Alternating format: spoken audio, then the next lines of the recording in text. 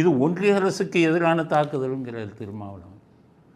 நாட்டை பற்றி யோசிக்காமல் ஒன்றிய அரசுக்கு எதிரான தாக்குதல். வெக்கமாக இல்லை இந்த மாதிரிலாம் பேசுகிறேன். அடுத்தது என்ன சொல்கிறாரு, பாகிஸ்தான் மேல் படையெடுக்கக்கூடாதுங்கிறாரு திருமாவளவன். இதை விட என்னத்த தேச துரோகம். பாகிஸ்தான் மேலே படையெடுக்கக்கூடாது. ஏன் படையெடுக்கக்கூடாது? ஆதாரங்கள் இருந்தால் பாகிஸ்தானை தாக்கத்தானே செய்யணும். எப்போதுமே நம் மீது பயம் இருந்தால்தான் அண்டை நாட்டுக்காரன் பயப்படுவான். இவன் எவ்வளோ பண்ணாலும் ஒன்றும் செய்ய மாட்டாங்கிறது தெரிஞ்சதுன்னா பல தொந்தரவுகள் நமக்கு வந்து சேரும். ஸோ நம்ம இதில் உள்ள வந்து 26 அப்பாவிகளை கொண்டு இருக்கான். எவ்வளவு தைரியம் இருக்கணும். திருப்பி அடிப்போங்கிற பயம் இல்லாதனால தானே. அப்போ மிகப்பெரிய தாக்குதல் பண்ணணும். ஏன் பாகிஸ்தானை அடிக்கணும்னு நான் சொல்கிறேன்னா, லஷ்கர் தொய்பாவுக்கு என்ற தீவிரவாத இயக்கத்திற்கு அங்கே இடம் கொடுக்கலாமா பாகிஸ்தான்? அவர்களுடைய உளவு பிரிவான ஐஎஸ்ஐயை வச்சுக்கிட்டு அவர்களுக்கு பயிற்சி கொடுக்கலாமா? அவர்களுக்கு ஆயுதம் கொடுக்கலாமா?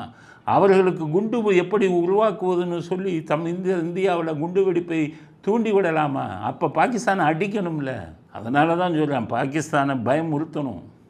இல்லைன்னா பாகிஸ்தான் உள்ளே புகுந்து அன்னைக்கு பாரக் ஒபாமா அடித்தார் பாருங்க பின்லேடனுடைய இருப்பிடத்தை, அதை மாதிரி லஷ்கர் தொய்பாவுடைய இருப்பிடத்தை பாகிஸ்தான் உள்ளே போய் அடித்து தரமட்டமாக்கிட்டு வரணும் இந்திய விமானங்கள்.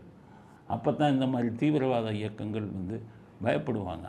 பணம் கொடுப்பது லஷ்கர் தொய்பா, லஷ்கர் தொய்பாவுக்கு பணம் கொடுப்பது ஐஎஸ்ஐஎஸ் ஈராக்கில் இருக்காங்க. அவங்கள படிக்க முடியாது. அவங்க எப்போவுமே நம்மகிட்ட நேரடியாக மோத மாட்டாங்க. மற்ற தீவிரவாத குழுக்களை தூண்டி விடுவார்கள். அவர்களுக்கு பணத்தை கொடுப்பாங்க ஐஎஸ்ஐஎஸ். காரணம், ஈராக்குக்கும் நமக்கும் பகை இல்லை. ஐஎஸ்ஐஎஸ் வந்து நமக்கு எதிரிகள் இல்லை.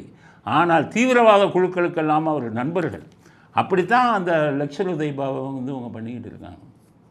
அதனால் லஷ்கர் தொய்பாவை அடித்து ஒழித்தால்தான் வருங்காலத்தில் இந்தியாவில், குறிப்பாக காஷ்மீரில் கலவரம் என்பது நடக்காது, தீவிரவாத தாக்குதல் என்பது நடக்காது. அதனால் திருமாவளவன் பேச்செல்லாம் கேட்கக்கூடாது.